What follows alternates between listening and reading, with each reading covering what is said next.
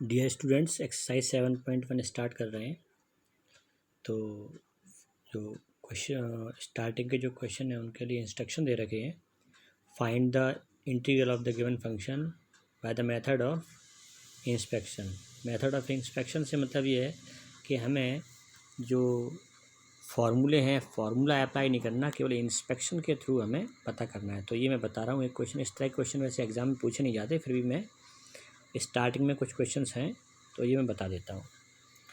तो anti derivative second बता रहा हूँ मैं। Anti derivative of cos x cos 3x हमें फाइंड करना है। Anti derivative of cos 3x method of inspection से करना है। ये कोई अलग से मेथड नहीं होती, केवल हमें ऑब्ज़र्व करके बताना होता है और ये देखना है कि कॉस 3x किस फंक्शन का डिफरेंशियल कोएफिशिएंट है। ठीक है, तो इसके लिए मैंने क्या किया, हमें पता है कि कॉस जो आता है sine function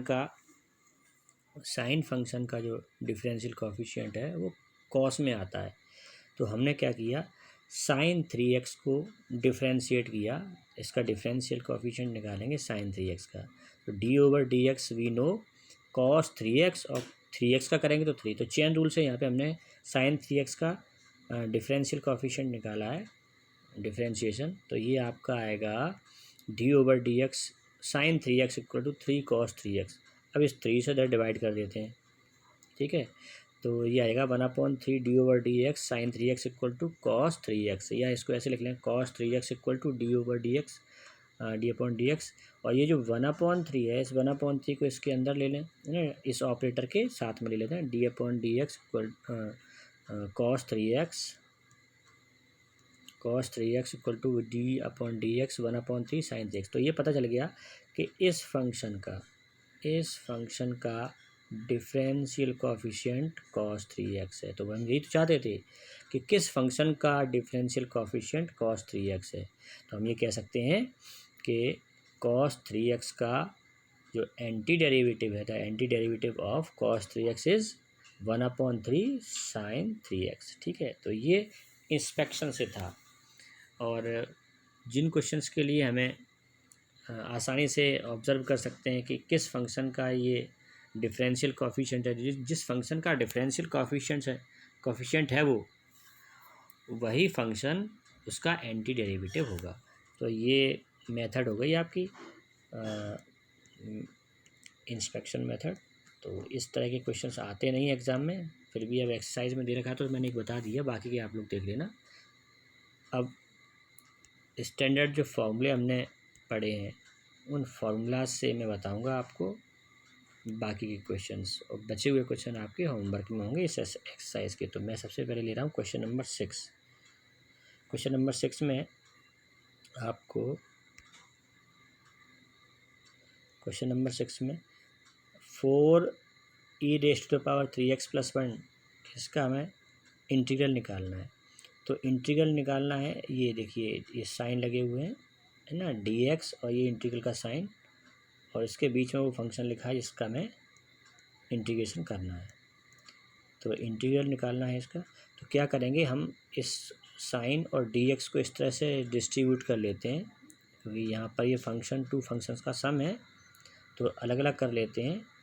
integration 4e⁻³ dx plus integration 1 dx, है ना, 1 के लिए अलग कर लिया और 4e⁻3x के लिए अलग कर लिया। तो अब 4 तो कोएफिशिएंट है, उसे आगे ले लेंगे, और फंक्शन है e⁻3x, है ना। अब e⁻x का हमने इंटीग्रेशन पढ़ा है, इंटीग्रल होता है इसका e⁻x का e⁻x।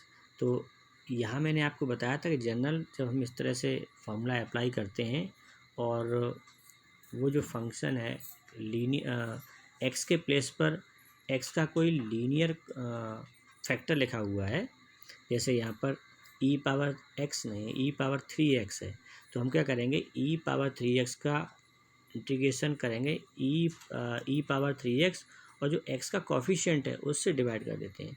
तो जब भी इस तरह से लीनियर पावर लगी हुई है या लीनियर फंक्शन है ना उस फंक्शन का, तो फिर हम इसमें जो x का कोएफिशिएंट है उससे डिवाइड कर देते हैं।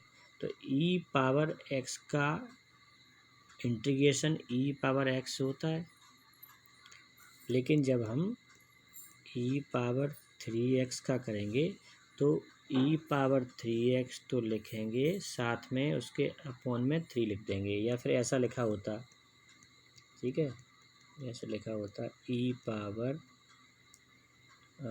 4x प्लस 2 लिखा होता। तो हम इसका इंटीग्रेशन करेंगे तो इंटीग्रेशन क्या आएगा, ई पावर 4x प्लस 2, है ना, अपॉन 4। जो भी x का कॉफिशिएंट है उस कॉफिशिएंट से डिवाइड कर देते हैं, सिमिलर वे में इंटीग्रेशन करते हुए, ठीक है। लेकिन अगर ऐसा लिखा होता, ऐसे लिखा होता ई पावर एक्स स्क्वायर प्लस 2, या प्लस 2 ना होता तब हम इसका इंटीग्रेशन वैसे नहीं कर सकते, ठीक है। यहाँ पर ई के पावर में या फंक्शन और फंक्शन जो भी है उसमें जो सेकंड फंक्शन है वो लीनियर फैक्टर होना चाहिए, है ना, एक्स का लीनियर फैक्टर हो, तब हम ऐसा कर सकते हैं। अगर यहाँ क्वाड्रेटिक या कोई इस तरह का फंक्शन है तब नहीं कर सकते।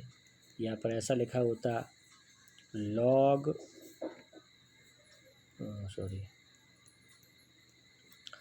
साइन 4x लिखा होता और इसका इंटीग्रेशन करना है, ठीक है। तो देखो साइन एक्स का इंटीग्रेशन होता है माइनस कॉस एक्स, तो साइन 4x का लिखेंगे माइनस कॉस 4x, और इसमें जो x का कॉफिशिएंट है 4 से डिवाइड कर देंगे। तो इस तरह से हम इंटीग्रेशन कर सकते हैं। तो ये कुछ बेसिक चीज़ें मैंने बता दी साथ में इसके जो हमें करनी होंगी। तो यहाँ वापस हम अपने क्वेश्चन पे आ जाते हैं।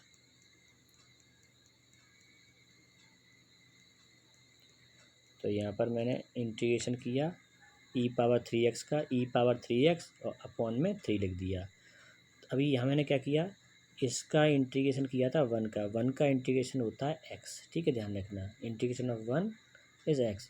और यहाँ इसका इंटीग्रेशन किया, इसमें मैंने C1 को जो आर्बिट्रेरी कांस्टेंट लेते हैं हम, इंटीग्रेशन कांस्टेंट, वो C1 ले लिया। और यहाँ जब इसका किया मैंने तो इसके लिए मैंने C2 ले लिया। फिर मैंने C1 और C2 दोनों को मिला के एक सिंगल कांस्टेंट C बना दिया है, ठीक है। और आप चाहें तो जैसे अलग अलग टर्म्स का कर रहे हैं तो हर बार C1 C2 C3 न लेते हुए एक कॉमन इंटीग्रेशन कांस्टेंट ले सकते हैं, ठीक है। तो वो मैं आगे के क्वेश्चंस में आपको ये बता दूंगा। तो ये हमने यहाँ पे कर लिया, ठीक है। एक क्वेश्चन और बता देते हैं, चलो अब ये नेक्स्ट वीडियो में बताएंगे।